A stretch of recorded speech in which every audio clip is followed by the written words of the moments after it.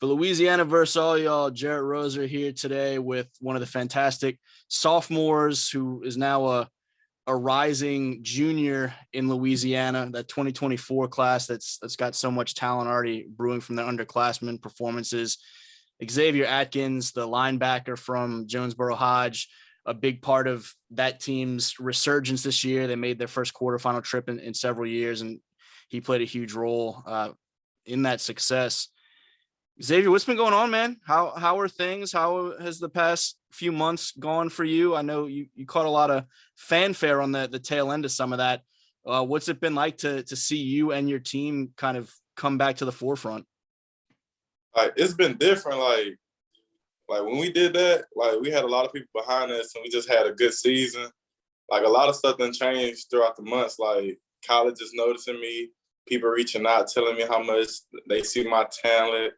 Just stuff from last year I never thought I'd be getting right now. I thought it'd be my senior year to like people start like noticing me. For y'all team wise, I mean, we've talked about it a little bit. You grew up in the area, you're familiar with just sort of the trends and pride and whatnot there. And there's some history of success with that Jonesboro-Hodge program.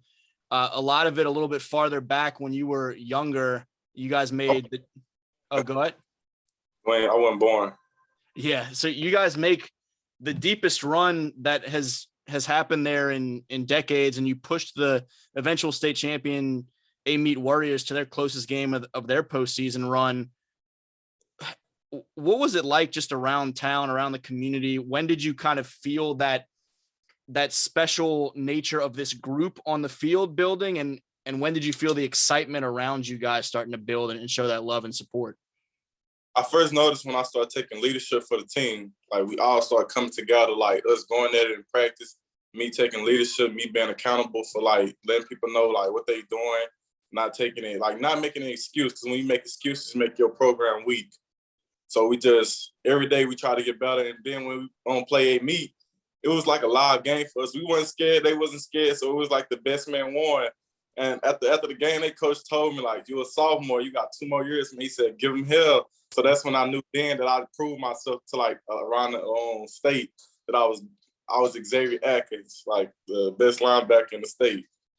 That level of leadership and maturity that you're talking about and trying to kind of take that accountability as a young guy and stepping up and being one of the leaders of that team, where does that come from for you? Kind of describe to me your personality and what drives you that way to be that vocal early on in your career. And you guys had some fantastic seniors, you have some fantastic juniors, but you stepped up and you were a big part of that core group. Where did that kind of drive come from for you? Pain. Just being as a kid, going through a lot, you know, I was ahead of my time, knew a lot of things like before my age. So when I got to high school, it was just already in me. And then I had former teammates that had died. So that had driven me even more to just to do what I need to do. Because like that summer, we all had plans like to just turn up this season. And then when they died, it just told me like life is like not guaranteed every day. So I just took the opportunity I had. I just like every game, every practice, every rep, I just went hard at it. And I noticed it in the game, like I'll be the first one down from sprinting. And they'd be like, this gonna pay off. And now that I see it's paying off, you just gotta actually believe in yourself before somebody else do.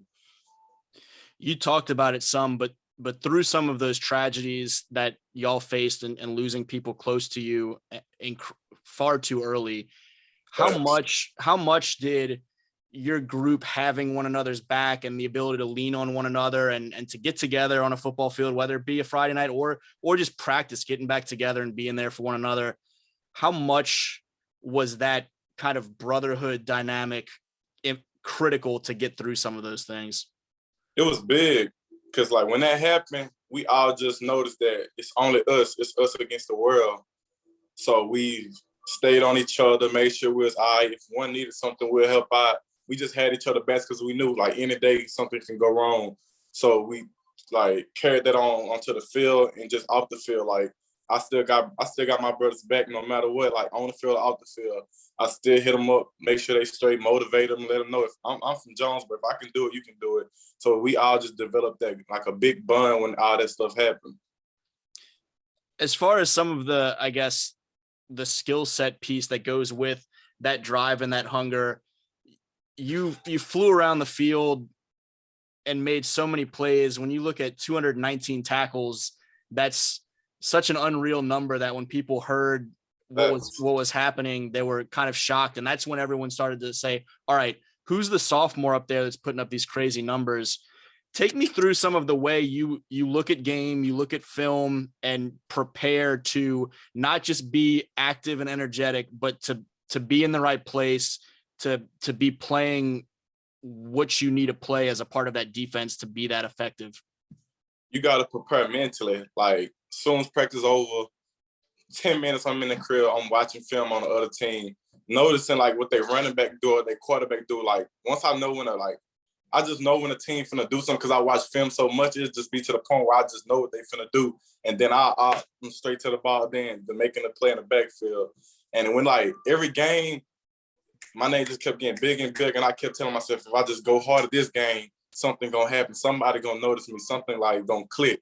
And then eventually it just happened. Like, somebody disturbed me that I was doing my best. And then it just all happened from there. Like, it's just, they take one game or just one big play, and that's how you just get there. When you look at your game right now, starting off the off season of your junior year compared to where you were either this time last year or going into sophomore season or anything like that, what are the biggest differences that you see in yourself and your play? Is it that mental piece to it, or what has been the biggest stride for you in your mind? That and confidence. Last year as a freshman, I knew stuff, but I didn't. And I didn't have the confidence to play how I played last year. And then over the time, I'm watching people on YouTube, other people getting ranked, other people getting off. So I was like, but if I just go a little harder and work a little more, I can be that same person. Like I told some of my teammates on the national team for the bootleggers, I said, last year around this time, I was sitting at the house watching y'all on YouTube, but now I'm playing with y'all. So that's something right there. I said, that's how I know hard work really pay off. And then that's how I just was in Miami before the game played. I said, man, look, bro. I said, I'm grinding for the offers that y'all got right now. And I said, I know I'm going to get them. But I said, man, around this time, I was watching y'all on YouTube, smiling like that could be me. And looking when I'm talking to y'all like I know y'all. Like, this is my first time seeing y'all. Who are some of those guys from around the state that you had seen a little bit of and thought, man, I'd like to be on that sort of stage with those guys? Ryan, I think it was on Ryan and Wallace. I had seen them on the last year bootleggers team. I guess they was in Miami. I guess they had played in Miami again, I think. Yeah. And I was like, man, that's tight, bro. I said, how do they get up there? Like, how they play on this type of team when I'm from Louisiana too? Like, so it was just shocking. Like, it's just everything. Like, when a lot of stuff happened for me, it just be shocking because I remember last year I was just sitting at the house telling myself, like, why it can't be me? Like, what I got to do to get at this level. And I just told myself hard work. And that's what I stick to now. Like, people think that I'm lucky. I tell them, man, I'm not lucky. Because I said, if I was lucky, bro, all this wouldn't, like, a lot of stuff wouldn't be possible. I said it's hard work and sacrifice. That's what a lot of people, young people, don't understand my age. Sacrifice is a lot. Yeah. And you continue to try and kind of pinpoint different areas. I know in one of the group texts at one point, you were talking about some things you were working on with your coverage and not lunging and making sure that you kept your balance, guarding some of these smaller, quicker wide receivers. What are some of those things that you have in mind this spring that you really are kind of locked in on and prioritizing? All right, these are some areas that I know I can take that next step in. My hips. Mm-hmm. When I get more of my hips and learn how to not lunge a little more, I feel like I'll be dynamic then. Learn how to control my hips and my balance when I'm attacking somebody. Learn how to be patient when he's coming out the line, and then know how to attack the person. That's when I learned that. That's when, shout out to Devin, because Devin getting me right. Shout out to Devin Washington, man. You mentioned starting to hear from some of the colleges too. What have some of those conversations looked like? How exciting has that been to see just some of that early interest and know that some of the opportunities are starting to present themselves and are likely to be there for you when it's time to make your decision in 2 years? Man, you say how I feel? Yeah. Man, it feel amazing, man, because, like, we from Jonesboro, like, we don't even got we just don't got with a city guy. Like, we just a smaller time, knowing that I got the opportunity to go all the way across the country and play at a like Power 5 school. And that feel amazing, man. Like, I give other people hope for my time, make them do something right. So I feel better off me doing that. Like, me inspiring other people to go chase their dreams. It made me feel like I'm doing something right with my life now. So it's amazing, like, knowing that you just doing something right and people reaching out, telling you, like, we watching you, your family's legit. Yeah. When you came back to Jonesboro from that trip down to Baton Rouge in the fall and were telling folks what it was like to be in Tiger Stadium on a Saturday, what was that experience like for you? Like, when I was at the stadium, like when I was at the game? Yeah. Man, I told myself, I said, me playing in this type of environment make me go harder. I said, we're losing right now. I said, I'll do everything in my power just to make sure that we can win. Because, like, the fans, they cheering you on, loyal fans. I said, that's something you want to play in front of 100,000 people cheering you on, celebrating you to the most. Like, that's something you want to play and something you want to just give your all for. And LSU, like, it's live down there in Death Valley. No doubt. Yeah. I saw, what was it, Oklahoma State? You tweeted that you're going to get a chance to visit at some point. Where are some of the schools you're hoping to try and visit you haven't had a chance to see yet, but I would like to stop by over the next few months or during this year? I would say Texas.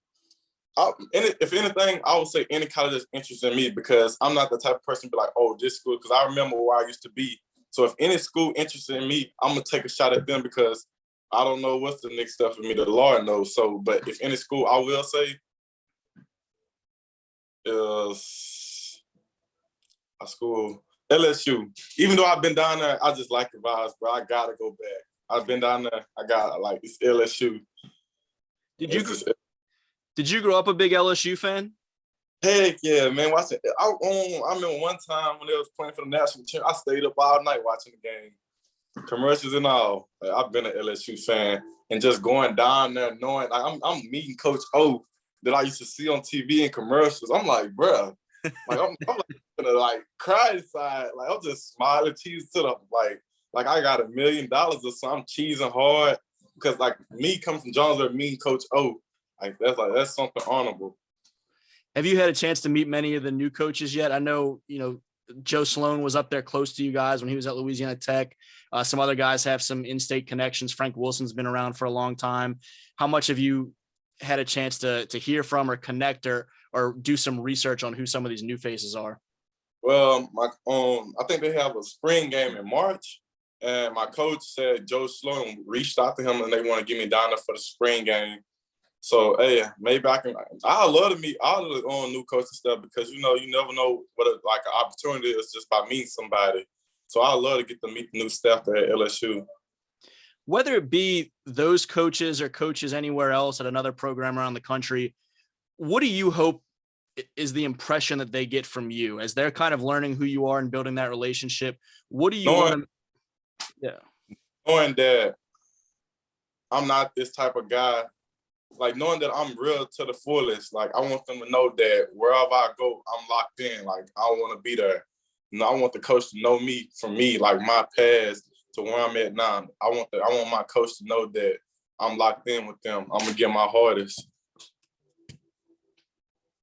No doubt. Well, Xavier, I appreciate you, man. I know we're gonna have a chance to do plenty of interviews over the next few years, but I thought this was a good place to start and kind of introduce some folks to you and that fantastic sophomore year you had. So I appreciate you taking some time to chat about it. Already. Thank you, man, for having me. You got it. Again, he's Xavier Atkins from up at Jonesboro-Hodge. Fantastic sophomore linebacker for those Tigers this year that made the quarterfinal run, and now one of the hottest 2024 prospects to watch around the state of Louisiana, and coaches around the country getting a chance to figure out who he is. For Louisiana versus all y'all, Jared Roser.